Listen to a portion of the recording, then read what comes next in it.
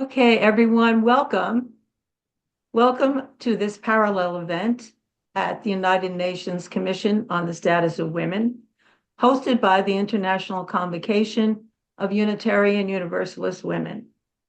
I'm Beth O'Connell from ICUUW, which advocates for gender equality, women's rights, climate justice, and peace at the UN.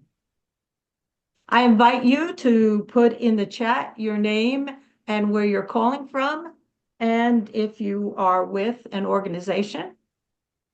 And let me also point out on the bottom of your screen that closed captioning is available. So just click on that to have closed captioning of this event.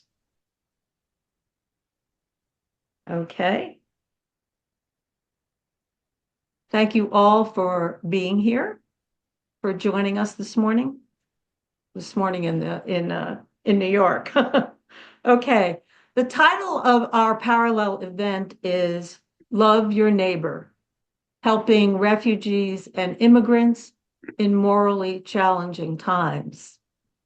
So to start with, the chair of our UN Advocacy Committee, the Reverend Carol Huston, will say a few words about the theme. Over to you, Carol. Thank you, Beth, and thank you for all the work you've done organizing this event.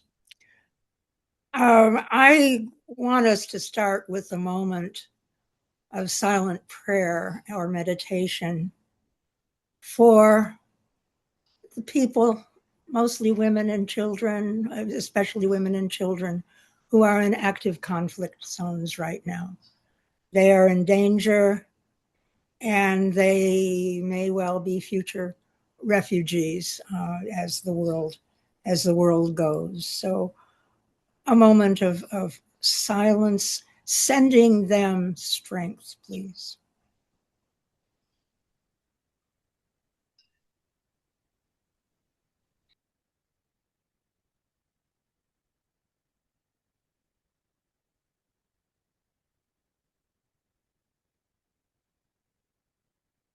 Thank you. Religions, faiths do have many functions in life. They hold out teachings about a worldview, about the way the world works for the people that follow them, for the people that have that particular faith. They hold out rites of passage. They help people through difficult times and joyous times in their lives. And they provide counsel and hope and ways to build a good life on the terms that the particular faith sees it. But religious faiths also do something else. They create community, and they create an identity for the people who are believers, who are adherents to that faith. They do create an in-group. They create a group that it refers to itself and wants good things for its own faith group. But it also, I think, universally, the faiths of the world handle the transition and the questions about how to deal with people outside their own faith groups. And fortunately, it is not from most of our world faiths the admission that we should send them away and kill them and just find ways that our own faith will have the majority. There are ways in which all faiths have teachings about and practices of welcoming the strangers. Buddhist monasteries for thousands of years have welcomed the stranger, have provided a place for someone who is traveling or someone who is fleeing conflict, not necessarily a permanent home, but monasteries have given welcome to people in need and given care to those who are ill or facing challenges. Uh, Christian monasteries followed in this pattern as they developed, as Christianity developed in the world. The idea of a place where you could go and find care gave rise to the hospitals that are all across the world now. Hospitals often came from religious background, religious faiths that taught care for others, no matter whether they are part of our in-group or strangers to us. Care is an important thing to give in the world. Religions teach that. Religions also have temples, mosques, churches that they view as holy places.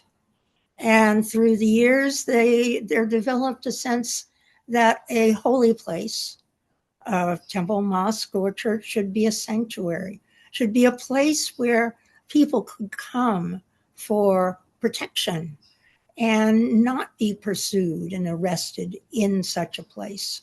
Sanctuary is a very old tradition in many parts of the world. Of course, in the United States, I am from New York City.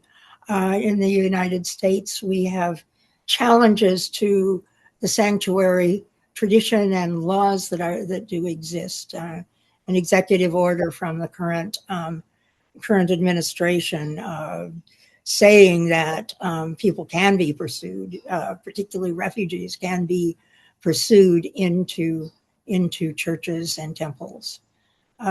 Unitarian Universalists and most of the other world faiths represented in the United States are on petitions and also on a court case that may come up when there is a need, challenging this and saying that sanctuary is a right that people should have and that congregations should have to control their own space and protect people that come into it.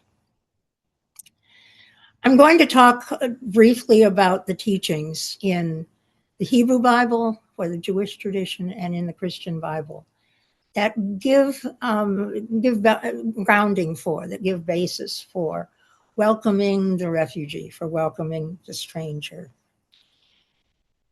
In the Hebrew Bible, for the Jewish people, there are repeated references to the idea that we must welcome the stranger that comes to our door, because we, Jews, were sojourners or strangers or refugees, could be that word.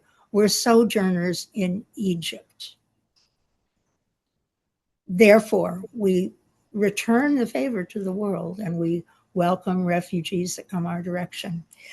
That's an interesting statement that they make, that basically they are crediting and thanking Egypt for giving them a place to be, even though it wasn't a good place all the time. It was a place of enslavement some of the time, and they had to flee from it eventually. But still, in the Hebrew Bible, they look back at the idea that Egypt welcomed them. Egypt did not send them away. Egypt allowed the Hebrew people to grow and flourish in a way before they made the trip through the wilderness back to their own place that they were going to occupy. In the Christian Bible, I want to talk about the teaching of Jesus, the parable of the Good Samaritan. I lived half my life not understanding what the word Samaritan means. I learned the story of the Good Samaritan as I grew up in a midline Christian church. And I thought a Samaritan was a good person, was a person that was always going to help people. That's what I thought a Samaritan was. But that's not what the writer, what Jesus' teaching meant. A Samaritan was a person from Samaria, and Samaria was another country. They were related distantly to the Hebrew people, but they were different, and they were not always at ease with each other, with the Hebrew people and the Samaritans. So please keep that in mind as I briefly retell the story that I think probably many of you know. And the teaching from Jesus starts with two questions.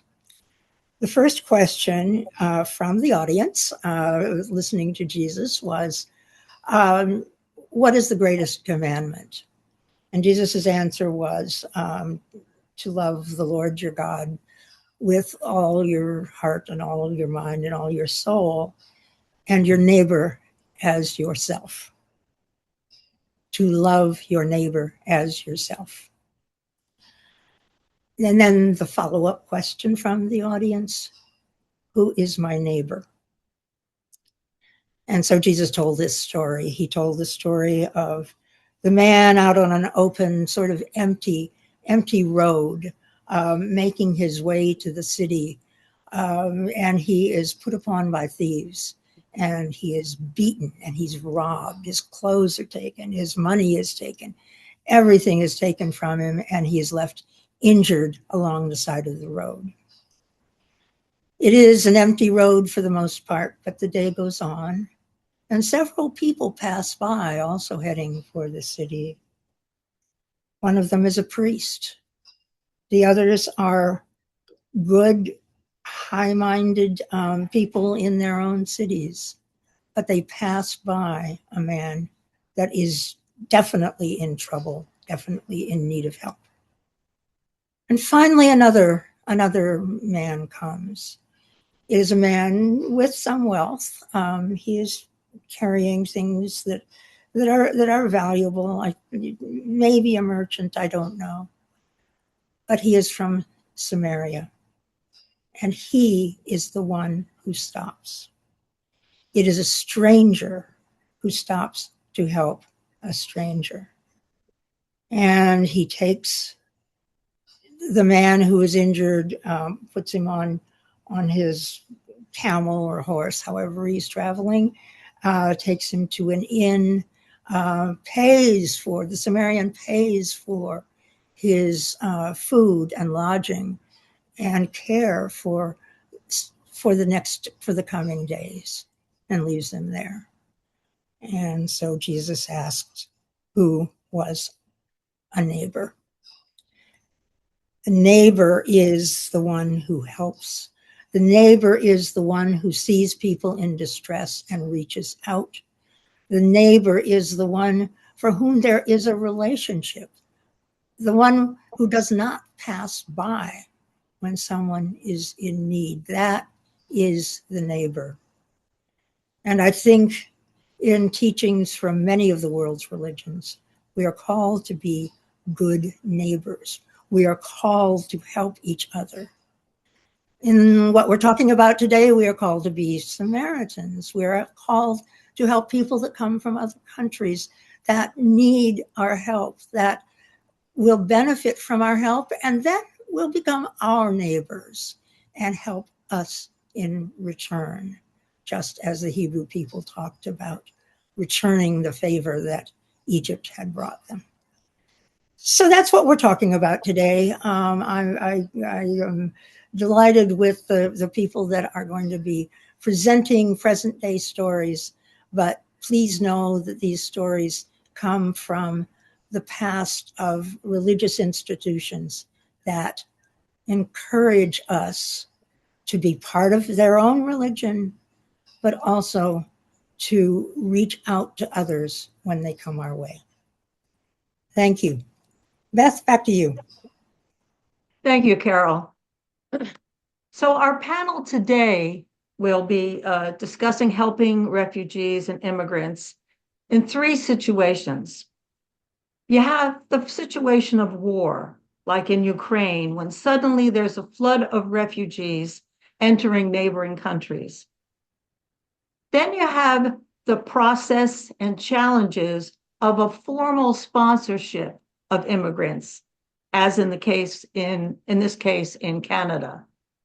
And another situation is when an immigrant finally makes it to the country, and then that country launches an aggressive deportation campaign. What's happening in the United States right now. So that's what we'll be looking at on this panel. And after the presentations, we'll open it up to your questions. So let's get started. And we'll start in Romania, a country that shares a border with Ukraine. And our speaker is Andreea Székely from the Hungarian Unitarian Church's charity called Providence in English, which has been working with Ukrainian refugees since the start of the war. And with her is a Ukrainian refugee. So over to you, Andreea. Hello, everybody. Greetings. My name is Andreea, as you said, and here with me is Anna, a very brave mother of 3 children that I had the privilege of meeting here in Romania. Only a few things about me. I have about 20 years of experience working for a large international humanitarian organization. I worked in crazy places like Iran, Afghanistan, Pakistan, several countries in the Middle East and Eastern Europe. And I never thought when I moved back to Romania, I never thought I will ever need my humanitarian experience again. But here comes 2022, 24th of February, I was already volunteering and being a board member of Providence charity organization, which is the charity organization of the Unitarian Church here in Romania. And I was already a board member and volunteer, as I said, when we were shocked opening the news channels and seeing the news and hearing what's happening in our neighboring country, in Ukraine. I remember I was basically glued to every possible channel, and we were horrified seeing all the news. But we saw everything only through news articles, TV, social media, but Anna has experienced it on her own. So on the 24th of February, what was the day for you, Anna? I wake up at 5:30 in the morning. My mom called me and said that it happens, Russia attack us. And of course, I was in shock. I don't know what to do. Like Andrea said, I have 3 kids. I was worried about me, about them. So this first day, I can't even remember the thing that I do because it was very scared. I heard some explosions somewhere. There were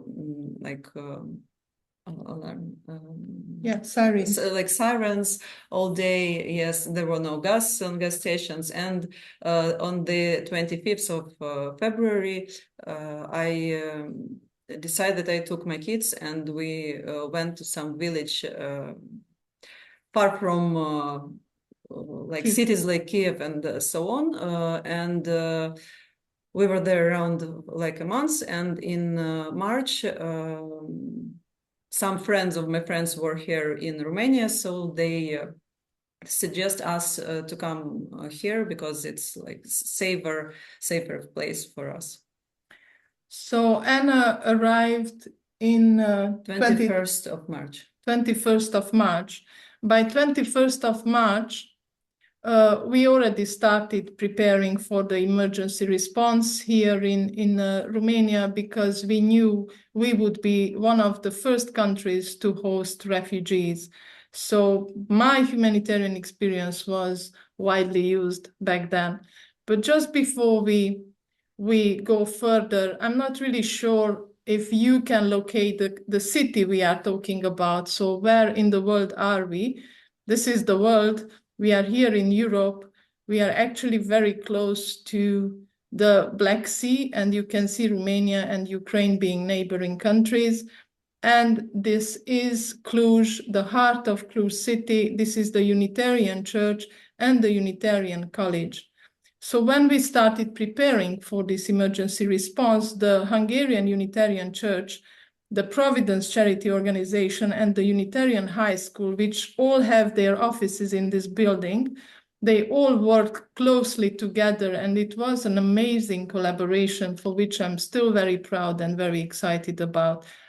We managed to do things that none of us would have been able to do on its own. Providence is a tiny organization. We are talking about a couple of priests that are also doing humanitarian work with a lot of volunteers, like very little overhead cost, very little infrastructure, yeah, laptops and a tiny office in the church, in the high school building. So we are talking about a small organization that managed to do a lot of things in this time. One of the first things that we did is start doing fundraising. You see in Hungarian the poster that I've designed, but basically we are asking for gifting kinds, we are asking for money, we are asking for a place where we can host, like houses where we can host refugees, we are asking for transportation support, and we are asking for translation services. So we put out the word, and once again, I have to thank all the American Unitarian people that knew us, trusted us, and helped us help further. It was an amazing outpour of support, and without you, we wouldn't have been able to do what we managed to do in the next couple of years. One thing that we learned is that we are never prepared enough, never. And what is funny, that fundraising for preparedness is not supported. We cannot ask money. Nobody would give us money just so that we put it aside for emergency responses. So that means that when time comes and we have to act quickly, we have to start with fundraising because we don't have anything set aside. We don't have anything stored in storages or anything. So that makes it a bit harder and slower, exactly in the moment when you need the fastest response as possible. So I cannot emphasize enough preparedness and the importance of preparedness. Then one of the things we immediately realized is we are talking about Ukrainian mothers and children that were coming, flooding through the borders. And having the international experience that I had, I immediately knew there were incredible vulnerabilities there for both mothers, single women, and children. Like predators, pedophiles were having a field day, as you can imagine. So they needed to be protected. And one way of protecting them was to help them get on the buses and go to Western Europe destination where they were heading to as fast as possible in a very safe environment. So this was one of the first things that we did in the first days of the response. Gender awareness is absolutely crucial, especially in an emergency response like the Ukraine crisis was. The next thing that we did, refugees started arriving to the railway station. Some were going further to Western Europe. Others needed support here in Cluj. They needed at the railway station late at nights, early in the mornings. They received a warm meal from us, working together with other organizations, a warm meal, medicines, whatever, just a kind word. Some of them I took to the buildings that the church had, and they could sleep for 1 or 2 nights and then get on with their trips. So it was just a kind presence, a gesture to help them with whatever they needed. They were incredible experiences here. I'll try to say it without crying, obviously, But it's still, after all these years, it's incredible when I had to hold a 2 weeks old child in my hand and knowing that I gave birth. After 2 weeks, I wasn't able to do anything, not take a 15 hours long trip by train with a 2 weeks old child.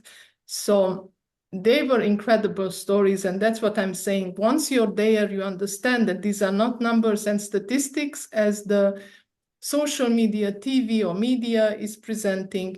These are real people with real stories and real backgrounds. And that's when it hits you once you get really close to them. So my point here is that the local community is the first respondent, and the best support in this situation is to support local organizations because they are the ones that are faster. I can now compare a big, giant organization, how slowly they move, and all the bureaucracy that's there, and how fast we could move with the money we got the next day we were using it, and we responded faster. So in next emergency responses, please, please, please don't forget, focus on the local organizations that are responding immediately and then support the large ones that will bring in a lot bigger, a lot more sustainable, a lot more long-term planning and support. The other support that we did is we hosted about 80 families, 80 people. This is the church building from inside, the school building from inside. Even in the school, in the dormitory, we hosted several families. But what is important here is support is not just providing a place to stay, but then also food, but then also clothes, but then also a dentist, but then also, I don't know, whatever. So you kind of take them on with all their problems and everything. You're their only connection that they have in this city at that moment. So information sharing, administrative issues, everything comes with hosting a family. And here, again, I cannot emphasize enough, it's a shared responsibility, and global support is absolutely essential and crucial in responding.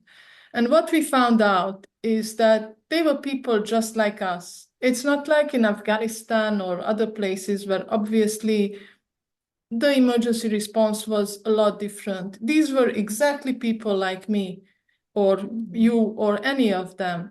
And they were not poor. Many of them were even richer than us, but they were still without a roof above their heads.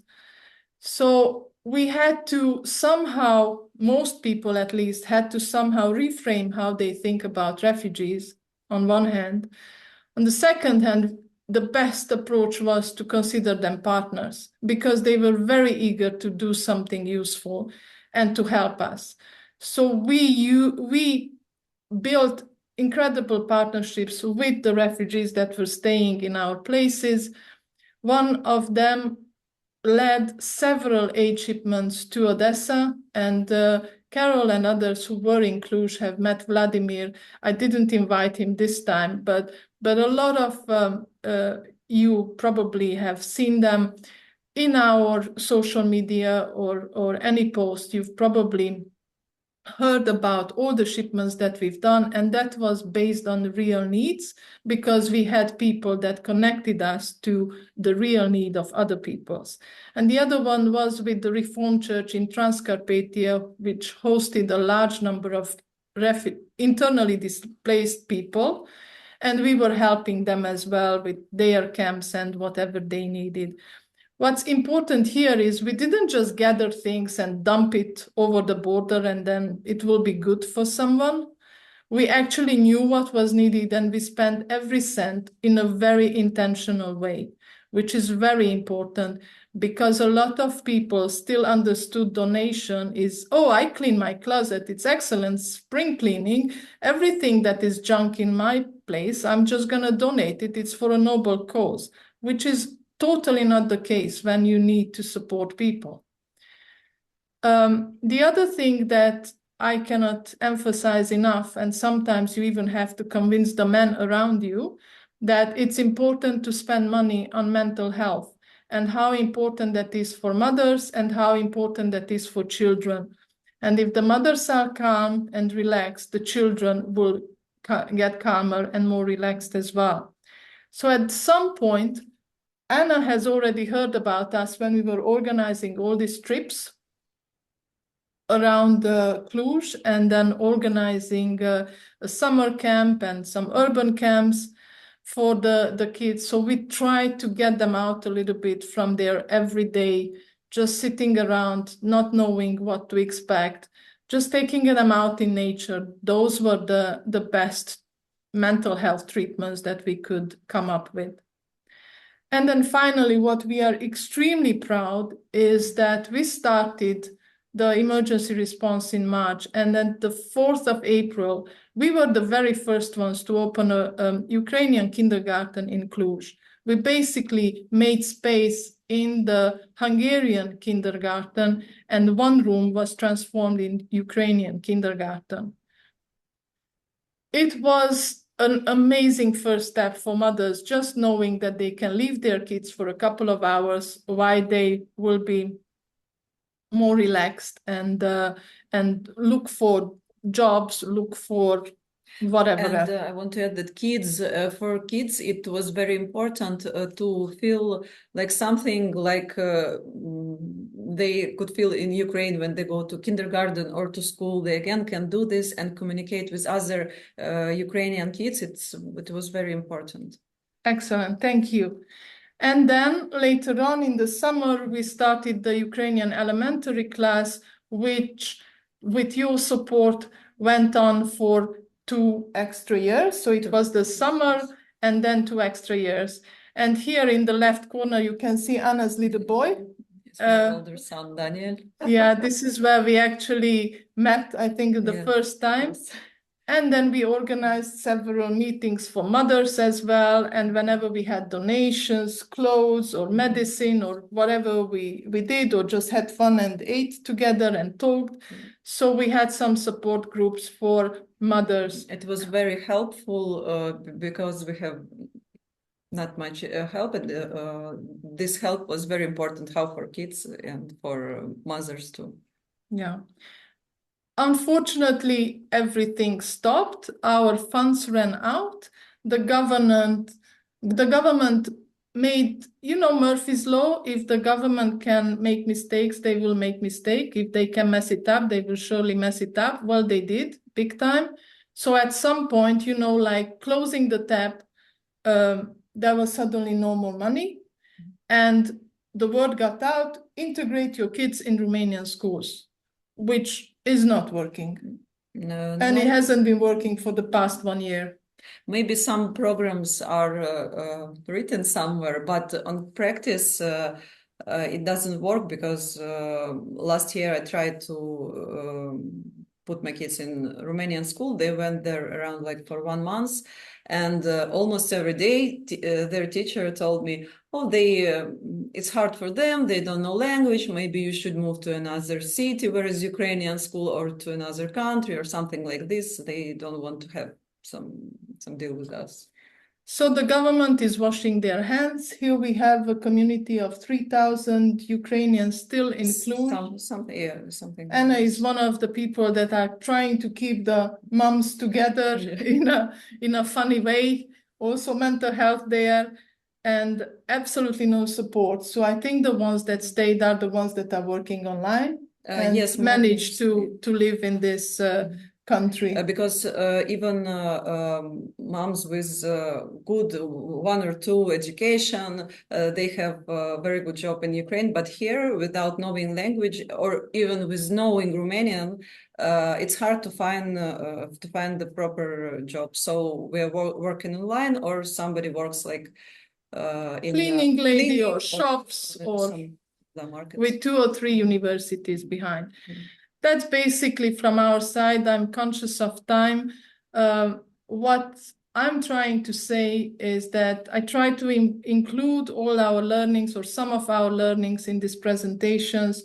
But what we are basically saying is that the war is still going on. We still have people living outside their countries. They are managing as they can manage.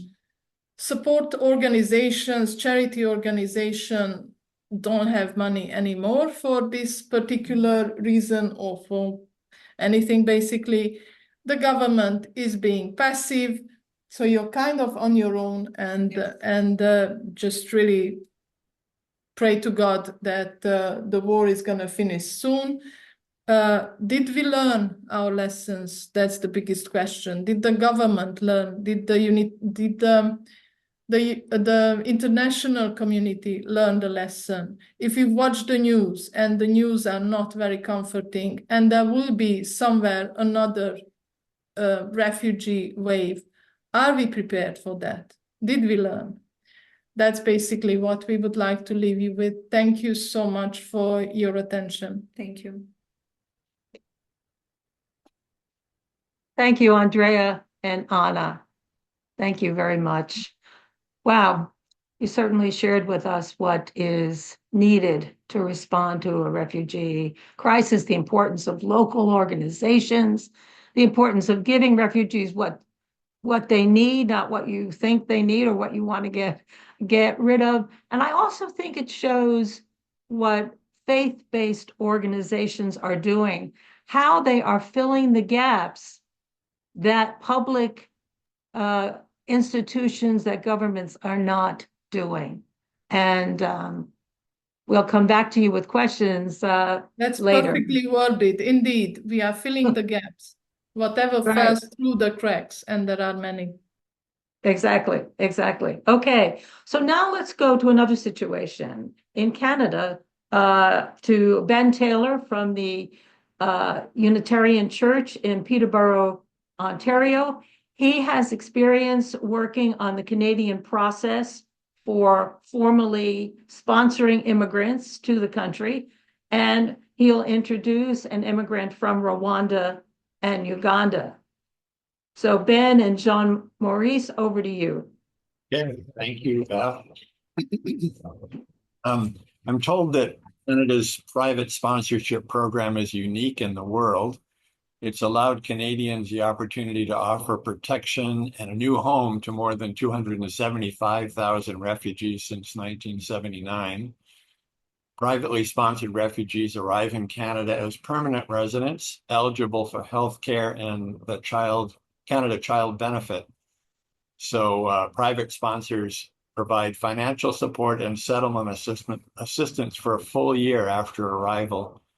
Canada also has another program, government-assisted refugees arrive and they're supported. That's separate from private sponsorship completely. So the Unitarian Fellowship of Peterborough and other faith communities in the Peterborough and as well as neighborhood associations jumped on the private sponsorship bandwagon following the drowning of the 2-year-old Syrian boy who washed up on a Turkish beach in the fall of 2015. The Unitarian Fellowship of Peterborough decided that year that refugee sponsorship should be part of our mission, and to date have brought 19 individuals to Peterborough, including an openly gay man from Ghana, 2 sisters and 2 children from Afghanistan, family of 6 from Syria, and we're currently working with an extended family of 12 from Afghanistan. The Canadian Unitarian Council is our government-approved support agreement holder. We need one of these, and to get one, you have to raise 80% of the proposed budget. Have to have that in the bank before the support agreement holder can send the application along to the Canadian government for processing, which includes medical exams and extensive background checks. This whole process can take 1 to 4 years, which is pretty frustrating for those of us sitting on money, waiting to help people that we're in contact with, but can't get them here. But be that it is may, when they do arrive, it's usually quite wonderful. Once the refugees arrive, congregational members and friends take on tasks related to housing, health, education, banking, employment, and general life in Canada. The Unitarian Fellowship of Peterborough also discovered that we could extend our mission by becoming co-sponsors with other neighborhood groups and in the area. And so we started doing this in 2019. This might include making application to the Canadian Unitarian Council to become a support agreement holder for one of these groups, issuing charitable receipts, oversight and information sharing, and the divestment of funds when people arrive. To date, we worked with 7 groups to bring an additional 16 refugees to Peterborough. In the midst of probably 3 years ago, in the midst of us working with this extended family of 12 to bring them from Afghanistan, we got notice from the CUC that Jean-Maurice and family, a Unitarian family, had fled fled Rwanda and were living in Uganda. And I'm going to let Jean-Maurice talk to you about that experience. Thank you so much, Ben. My name is Jean-Maurice. I was born in Rwanda. I'm 42 years. I have a family, my wife and my 2 kids, a son and a daughter. I left Rwanda in May 2019 after a crackdown on faith-based organizations and churches in Rwanda. I was part of a young community of Unitarians in Rwanda. I had been representing my community at 2 conferences outside Rwanda, one in Nepal, and which took place in 2018 it was about International Conference of Unitarian Universalists. That's where I met some people from Canada, the executive director of Unitarian Universalists in Canada, and many other Unitarians from USA, from Hungary. That was a very big event, and I was lucky to be part of that conference because later it's gonna help me get resettlement here in Canada through the Unitarian Church of Unitarian Council or Canadian Unitarian Council. I stayed in Uganda for 5 years before I tried to apply for resettlement in Canada. I tried some other places like UK, and it turned bad for me. Before I contacted the executive director of Canadian Unitarian Council, whom I met in Nepal, and I told her about my concerns as a refugee in Uganda, and she was really happy to be able to help me with application. The Canadian Unitarian Council helped with the fundraising and the application, and they also find sponsorship for me for the group, the Safe Haven group, which is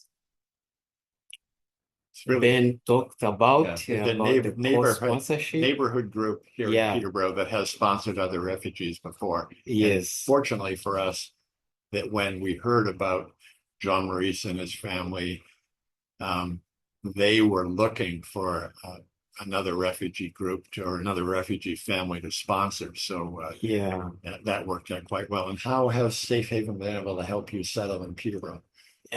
Safe Haven have been helping me with in different ways. For refugees, sometimes the help is not doesn't start when you arrive. It's also a psychological help when you know that even though you are going through hard time, but you have plans. You have plans. You've found a sponsorship group that will help you with the application. That is a very big step for a refugee. It's hope. It's hope because Uganda has a big number of refugees from different places. More than 1.5 million refugees lives in Uganda. So I'm probably one in 1,000 to be lucky to get a sponsorship and a resettlement to Canada. So the support started because we were in contact. They talked to me, please, you are going through hard times, but everything's gonna be fine. We are preparing everything. They show me the place where I'm going to live. They tell me your son is going to school because I had no idea about my son, how he's going to school. And I used to see other kids coming from school. And my son also is looking from the window saying, oh, they are students. But I have no idea how he's going to make it to school. So after I arrived, they helped me with the groceries and the housing. And they are very good people. They are professional. They are loving. I can't really thank them enough. My son is going to JK now. He's going to school. And my daughter is going to start childcare soon so that my wife can also work on herself because she needs to improve her English.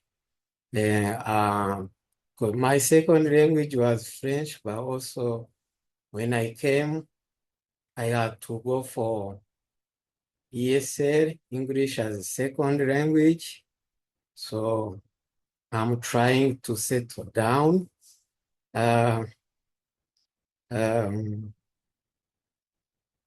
Refugees,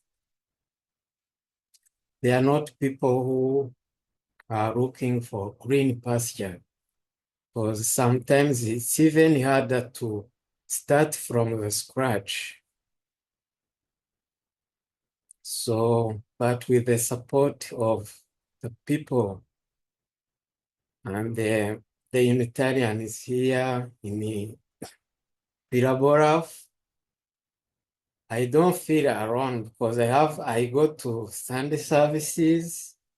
I was a Unitarian before I came. I'm lucky. I found the Unitarians here in Biraboraf. I feel at home. When I go to them, when I talk to them, they know my concerns. They can help me with everything I want.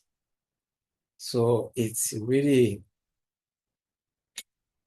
helpful because sometimes other refugees, they don't have people to talk to because the barrier of languages or also people who doesn't know you, but this is my community, the Unitarians in Piraboraf. They visit me, I visit them, we talk, And it's really helpful because sometimes you can depress if you think about all the things that have happened in your life.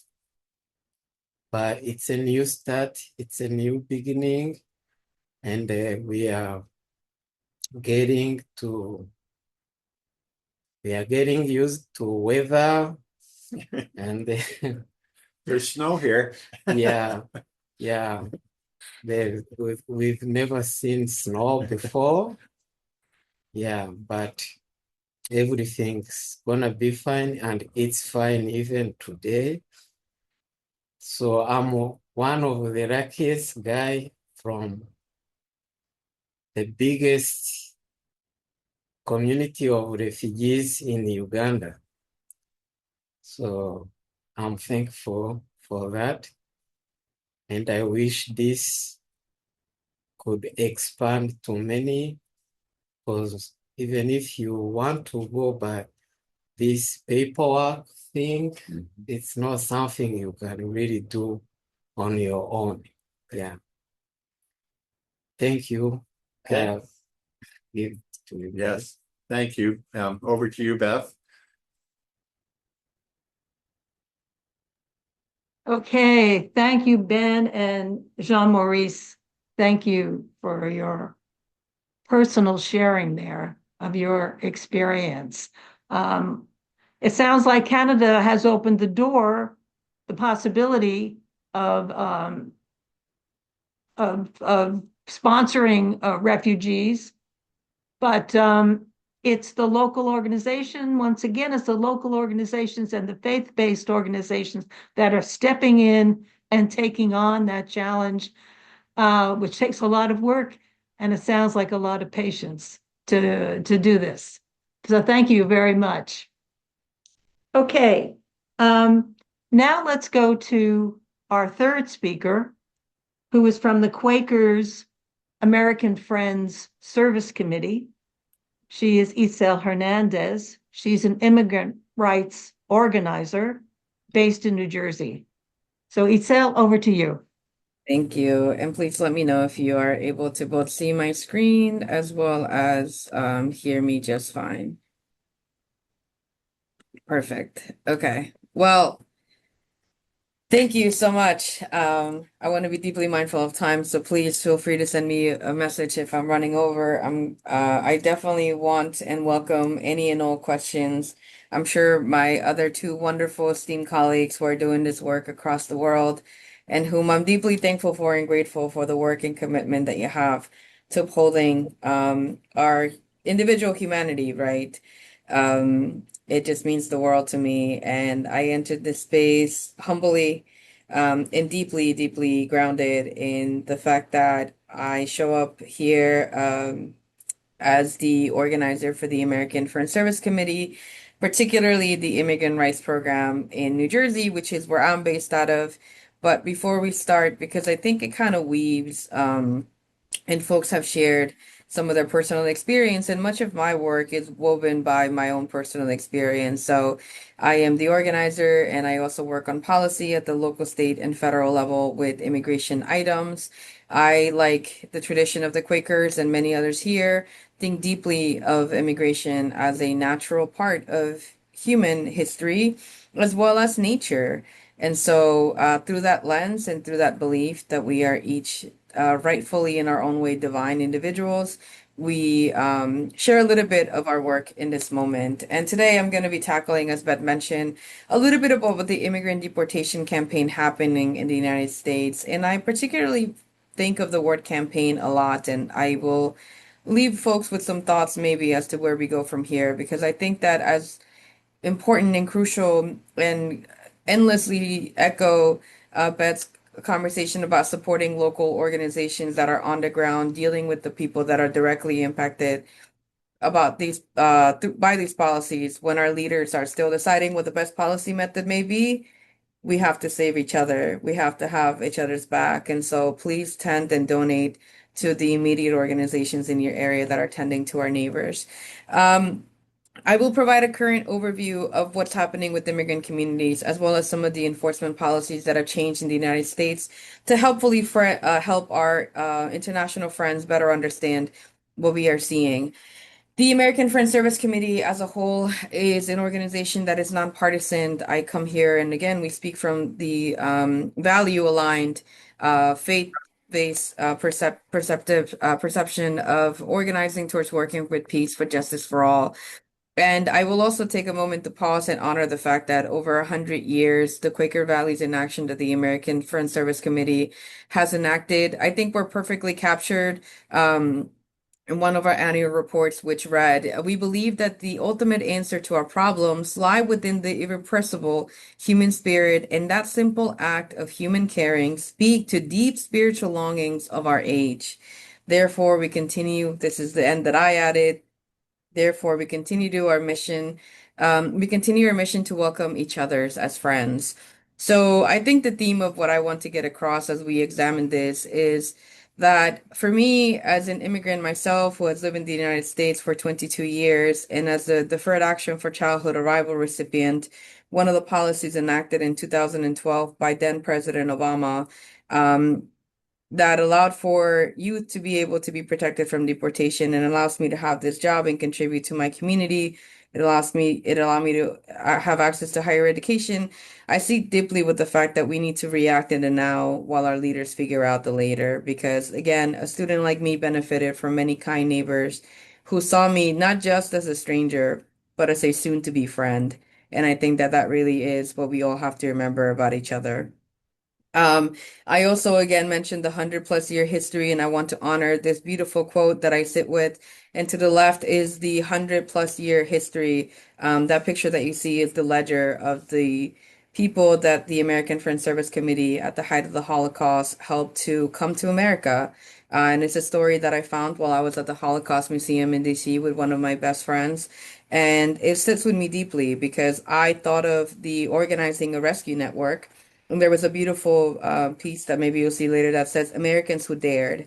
And for folks who may not know much about our immigration laws in America, and of course it is the case throughout the world, many of our immigration laws, the reason why we created immigration and refugee and asylum laws is because we need to have a place of safe refuge. People are people. They are not even, we don't even treat animals, nor should we treat animals that way, but people are individuals that deserve a place and deserve the right to seek safety.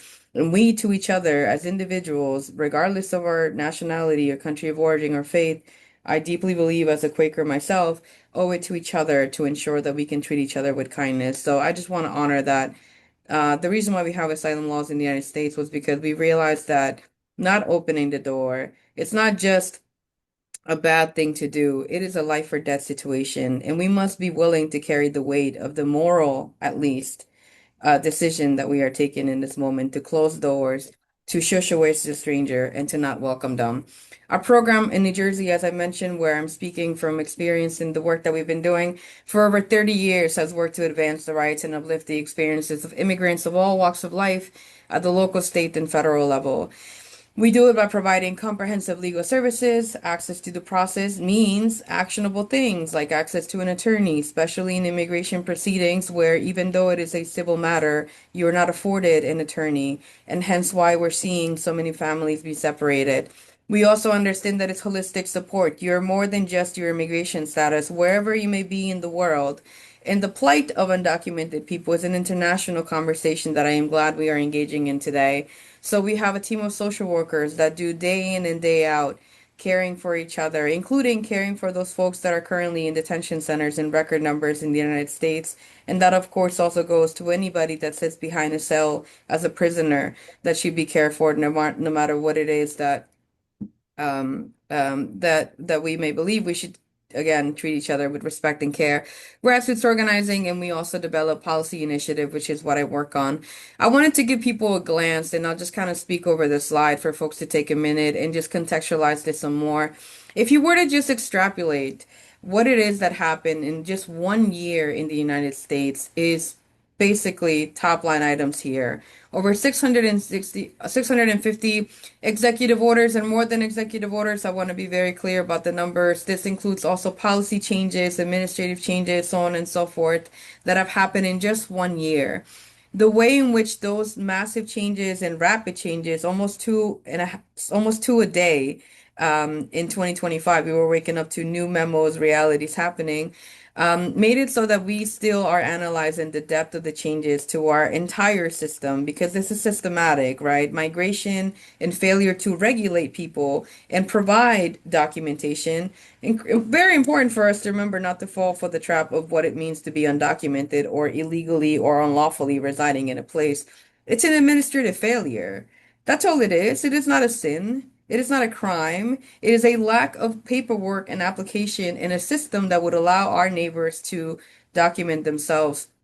I read this because as you see something like 68,000 people in the United States currently detained, the one crime that they have is not having 9 digits to their name that actually give them a social security number. And I'm sure it would be called a different thing in a different country, but it allows us to simply be able to document our neighbors and or to at least allow them to be part of a welcoming society. And I say that specifically because in the context of what's happening in the United States, one of the things that is quickly happening is that we are erasing any and all ways in which we can welcome people. And we are acting as if we need to create an even bigger surveillance state and an even bigger surveillance enforcement mechanism, when in reality, we could just, and for far less money, I'm sure you all know, create a process in which people might be able to fully document themselves, be able to contribute, live healthy, safe, thriving lives the way that we all hope every day when we wake up in the morning, we get the chance to do for our own selves and our families.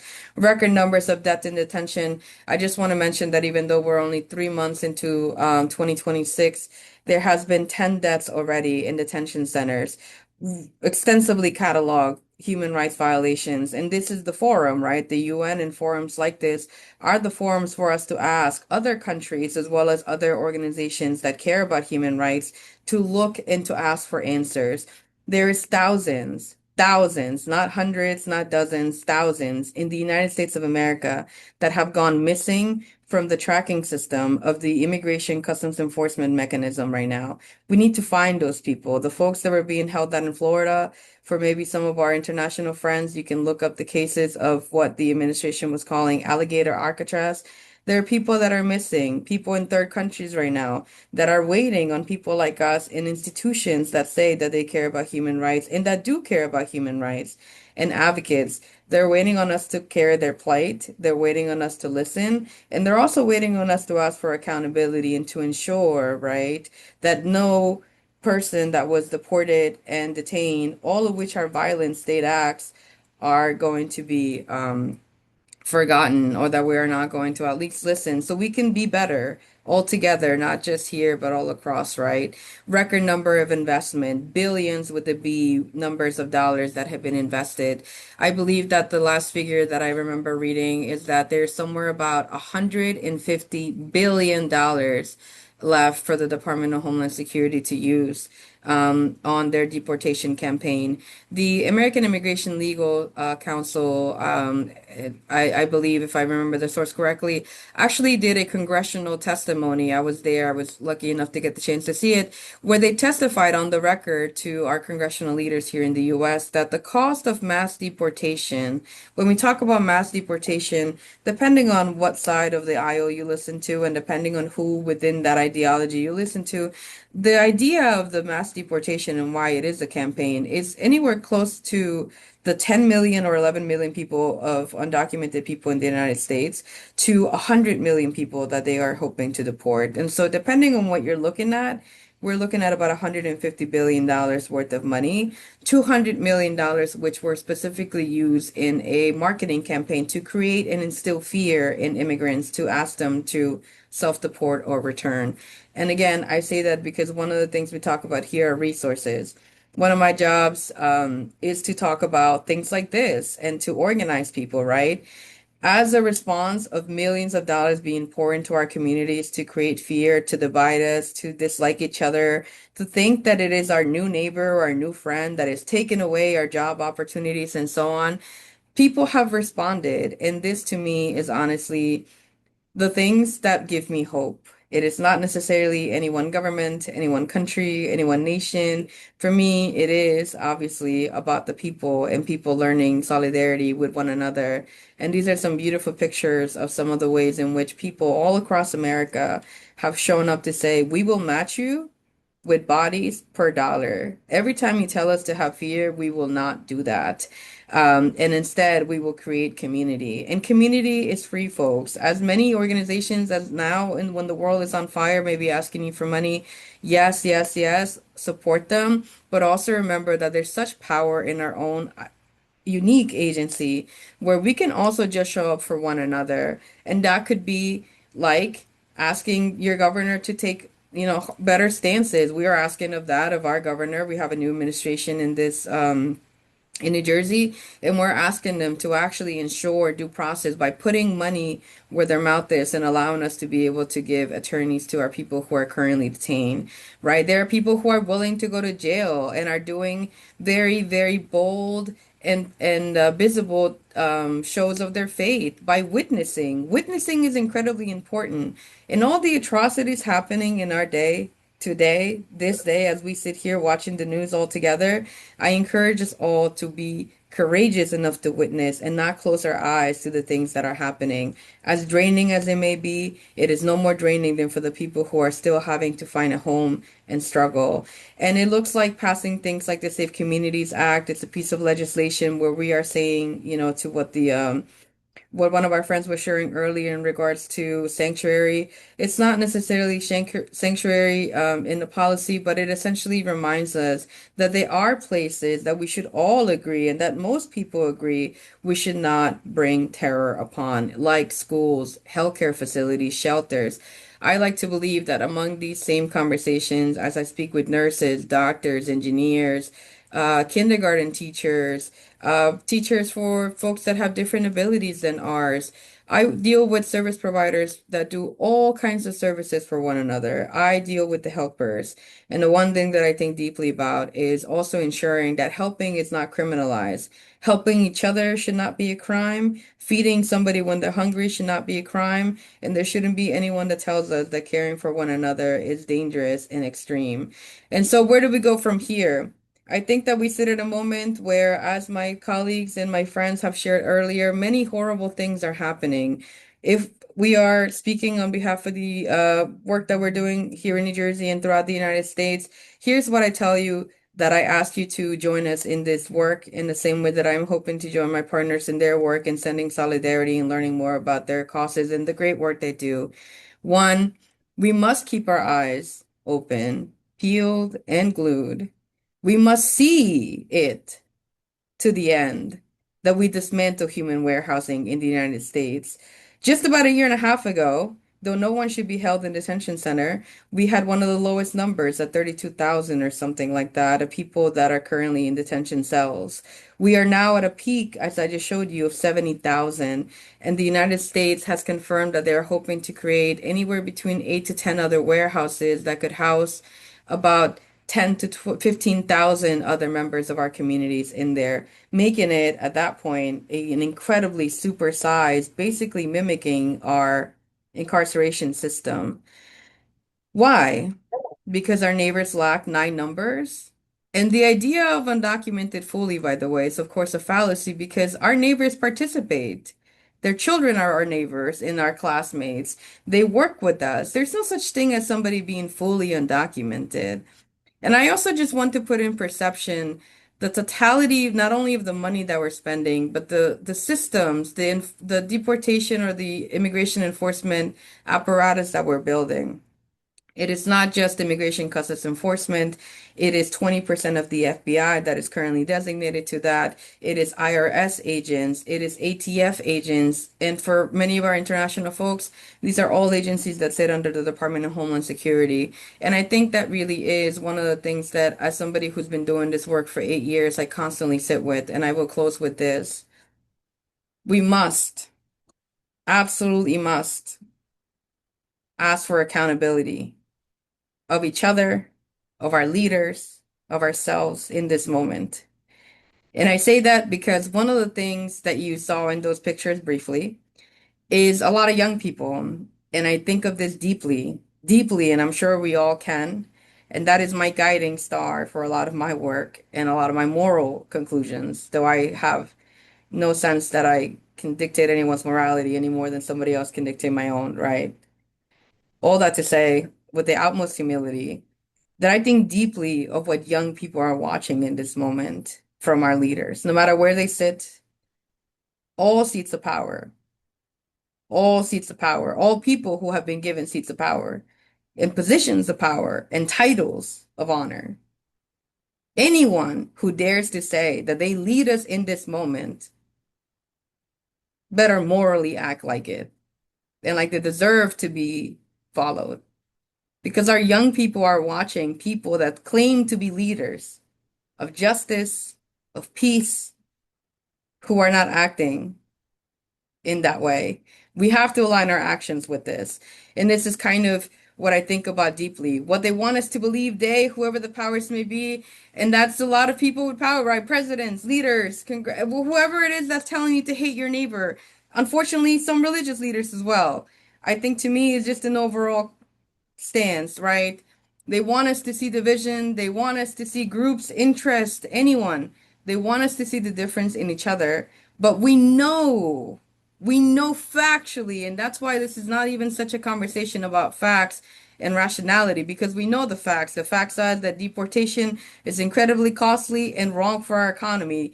There is a percentage of the current inflation in the American economy that can actually be given and assigned to the lack of migrants in this country. I'm sure it is in other places like Japan with aggressive birth rates. Immigrants are a burden. Not true. We actually know that for a fact. Even some of the most right-leaning or more conservative thinking immigration groups, they still say things like they're not a burden, they're a contribution. In Silicon Valley, the most perfect statistic comes out of how many of those multi-millionaire, world life-changing inventions that they come up with are oftentimes fed or led by children of immigrant. There is no shame in migration, is the other big thing to take away from this. Immigrants are the cause of social grievances. It is a tale as old as time to scapegoat someone and to say that it's all their fault. I leave that picture to the left, and that's what I mentioned in this whole little hallway that they had where they were sharing the story of the brave people who dared. And in this case, because of course we're speaking from the US perspective, the Americans who dared. And I encourage you to read a little bit about what it says. It says a small number of Americans overcame enormous challenges to aid Jewish refugees. Most work with networks of religious or humanitarian organizations using both legal, because that's where our leaders got to be. We got to fix the law too, and illegal means, I will not make a comment on that, to confront significant obstacles. Because, and I say that because we know that law and morality are not the same thing, and we should never equate them. They often jeopardize their own safety to assist people in great danger by venturing into areas in Europe and Nazi-controlled Germany or occupied. These rescuers rarely explain why they took such extraordinary risk. Some were motivated by religious conviction. Others simply believed they were doing the right thing. Their efforts helped thousands of Jews survive the Holocaust. And that, my friends, is what I welcome all of us to take away from this. We must be, especially if you're in America, the Americans who dared this time around. I leave you with this quote. I should like to be able to love my country and still love justice. I don't want any greatness for it, particularly a greatness born of blood and falsehood. I want to keep it alive by keeping justice alive. And what I submit to you, my friends, is that justice does not belong to any one country. It belongs to the people, and the people themselves can only claim it if we are also willing enough to be led by the leaders that are getting us closer there, not in an individualistic way, but deeply a committed way. And this Women's Month and this conversation of intersectionality, also tell you and share with you the great news, and that is that the women immigrant rights movement is led by women. And what that oftentimes means, as the studies prove it, is that it is better leadership more equitable leadership, more thoughtful and more liberating leadership. And so if you want to support a movement, if you wonder why it is that this movement has taken longer, it's because we're lifting all boats. We're trying to bring all end to all things that oppress all people. And I think I humbly feel myself part of this movement. These are remarkable women in their own right. Laka, who thankfully is now free. Jeanette, who is just an epitome of what courage in a migrant woman within the United States looks like, and the conviction of a community around sanctuary. And Cata Santiago, who is a longtime activist of DACA and who was one of the first people to also be detained while trying to travel from one place to another to care for others. And so, again, a huge reminder that we must stay in solidarity with each other, not just in this work, but in the movement where people that care are oftentimes being hurt. Immigrants are children of God. We must love thy neighbor, no exceptions. Peace with justice for all is the only way forward. And I thank you all for taking the time to listen to us. That is a QR code because there is nationwide campaign and folks can join us wherever you like. We welcome all friends. From these dates where they're going to be different places across the nation where neighbors are going to come, all are welcome as you are to come and show out and just put our love into action. And the best way to do that is to come out and see each other's faces and see the people that support us. So thank you for the time and thank you for the work and thank you for the opportunity, folks. Thank you, Itzel. Thank you so much for sharing your experience with us, and certainly helping refugees is taking a stand on justice. So we have a few minutes for questions. What makes me think of all of this makes me think of a quote that I read one time from a refugee, and he said, "Nobody leaves their country for no reason. There's always a reason that they left. They're not just on a whim immigrating to your country. There's a reason that they came, and they're looking for safety. They're looking for new beginnings, and we're being called on to help the stranger." Here's a question for Itzel. How do we begin to investigate the disappearance of 800 people in Alligator Alcatraz? Thank you for that question because that's why I do these presentations, right? And I say that because I like to believe and I like to think of activism as a whole. And again, I don't think of activism in just like immigration activism. I think of activism as a totality, right? Of walking many multiple different things that we have to undo and improve upon for each other as humanity, right? So to your question, I encourage folks to think deeply about what it is that calls to them that they need to pursue and get an answer to. And it could be that this is the one thing that you make it a point for the next couple of weeks, next couple of months to really focus on and who and how you start. This is when we have to be, I think the best thing to do ever is to do stock and inventory of what you know and who you know and what you're good at and what you can help with and how much you can commit to it because it's actually fairly simple. And I know that doesn't, I don't mean to sound like, oh, it's easy to figure out. I just mean like we have more power in simple actions than we realize. You can do something as simple as write a letter to your editor, right, for your local newspaper and let your neighbors know that people are missing because a lot of people don't even know that people are missing. Informing each other is part of actually undoing these injustices, right?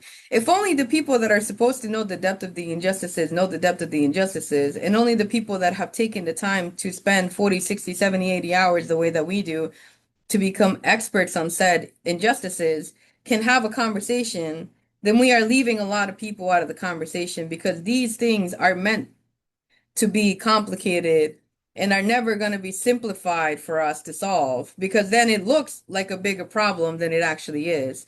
All that to say, it could be writing a letter to the editor. It could be writing a letter campaign to your congressperson or your representative, whoever it may be that you sit at, right? If you're in the US, representative, congressperson, if you're in an international or body, please, whoever it is that's supposed to be doing this, whoever it is that's supposed to be caring, let's make sure they're caring.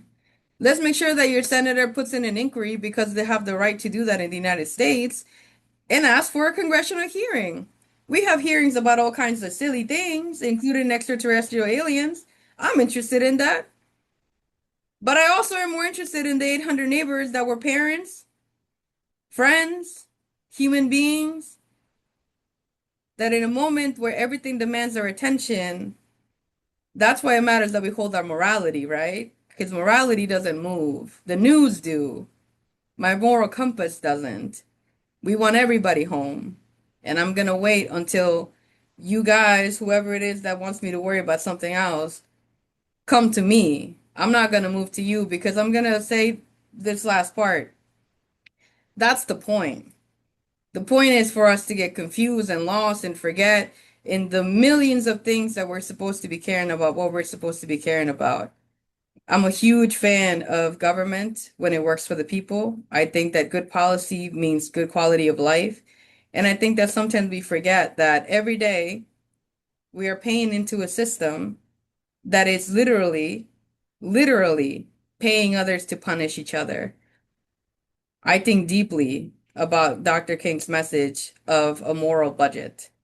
And I think if we start thinking about it that way, because it's our money and because we shame poor people when they don't use whatever limited resources they have in the right priorities, why should we not shame our governments? They have far more power and far more money, and we have far more ability to hold them accountable when it comes to this. So all that to say, baby steps, more power to you. Others will come to you when you have moral clarity, and it matters that those who do say so in this moment because that's what we are lacking. People with moral conviction that are willing to lead. Okay, thank you, Itzel. I see we have a question from Ciro. Can you unmute yourself there, Ciro, and pose your question? Ciro, are you there? I saw your hand yeah. raised. Yeah. Oh, So thank you so much for the great speech and what you guys are doing. My question is, when you have internally displaced refugees who have the right to be in the same country as you are, but unfortunately due to maybe hunger and rule, they have been displaced from their area or from their home. So what approach do you use to talk to them so that they don't feel like children of a lesser God? Because we normally experience that, for example, in Kenya, every time during during elections, because we don't align with every leader. Andrea, I think maybe you could speak to that because you all have worked with displaced people in Ukraine. You worked with people who came into Romania, but then you were also bringing assistance to displaced people inside Ukraine. Yes. Maybe you could respond to her question about, how do you help displaced people and make them feel like they're not, second-class citizens or something. So we work with internally displaced people in Transcarpathia through the Reformed Church. Like a lot of people from Kiev and the bombed areas of Ukraine didn't go to other countries like Romania or Polonia. They went to a different part of Ukraine and they stayed there. They didn't leave the country. That's why we call them internally displaced people. They were just as refugees, but they stayed in their own countries. And the people we had or we've been in touch with were all hosted by the Reformed Church. So the Reformed Church created facilities like turned schools into centers for internally displaced people. They cooked for them. They provided washing facilities or all sorts of programs for them. So it's really their merit. It's like if you have one very empathic body that organizes this whole thing, then they will look from the spiritual needs to the physical needs, to everything, and try to create a community there. I don't know, unfortunately, too much more on how many of local people were also involved, or it was just a pure internally displaced community there. I would imagine it's mostly just internally displaced ones. They are the ones that we helped with gifting kinds. But what I would say is that whoever is hosting and whoever is organizing this sort of a camp, but it's not camp in the traditional way, in a more open way, he is responsible for, or he is the one that could bring people together and think about their spiritual needs, their souls, their mental health, and bring and build a community there, right there. And it's really amazing if you find leaders that are willing to do that. Great. Thank you. Thank you, Andrea. Thank you. Thank you, Cyril.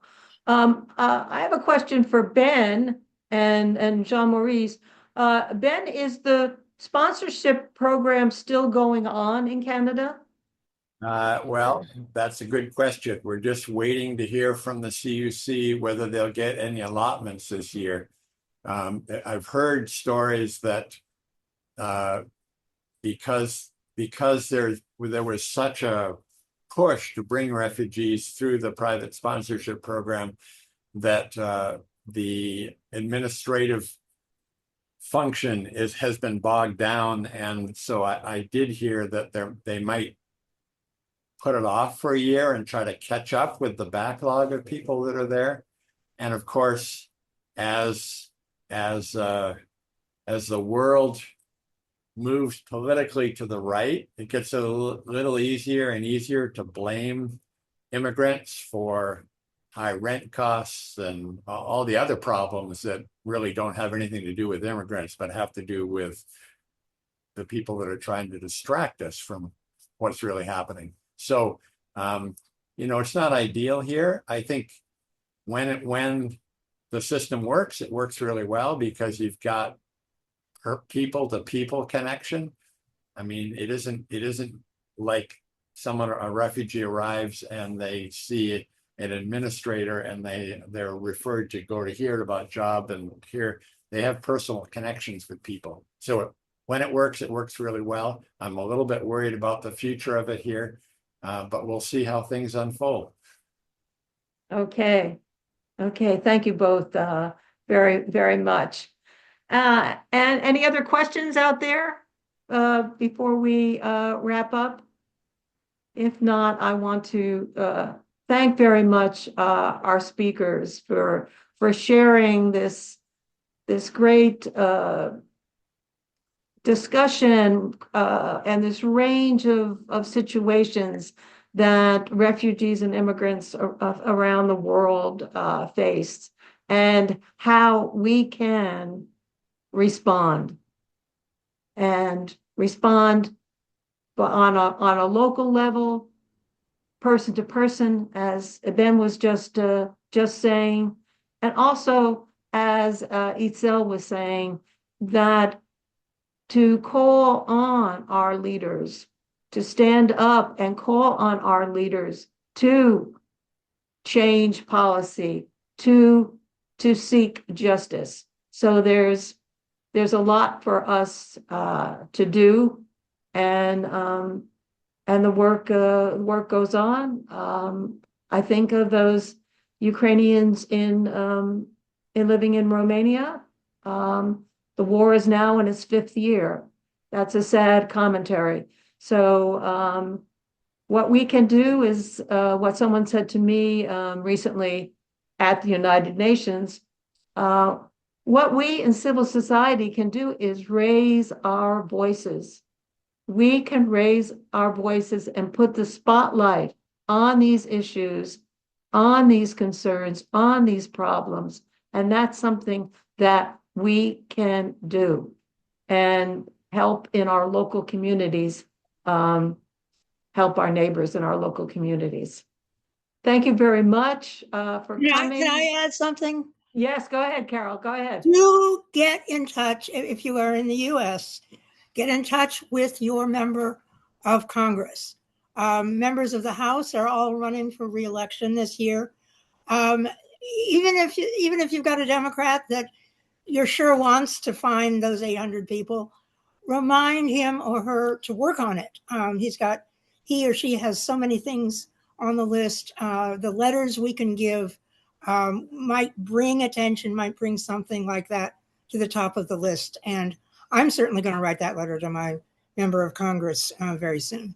Thank you, Reverend. And the one thing that I'll say is, again, show up, right? If you're a congregation and maybe you're able to sponsor, take the leap, have the conversation. If you are willing to maybe just write and make it a point to just write to your neighbors, this is the time where we have to engage, folks. This is the time where we all have to engage, whether it's you calling from your chair at 5 o'clock in the morning and setting an alarm for 10 minutes of congressional calls.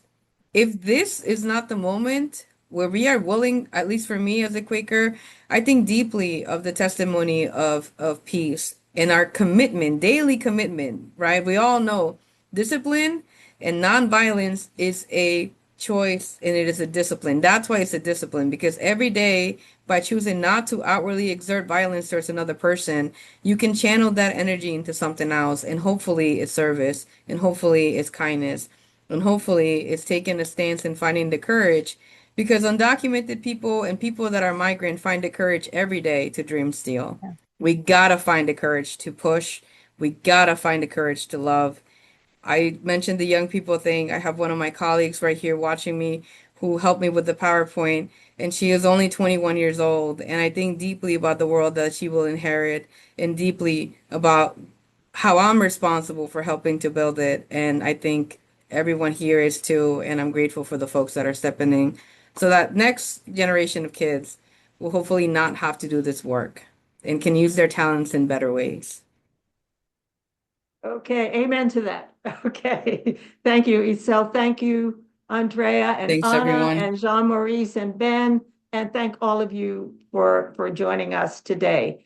To find out more about our organization, check out icuuw.org. Thank you. Bye-bye. Thank you. Bye-bye.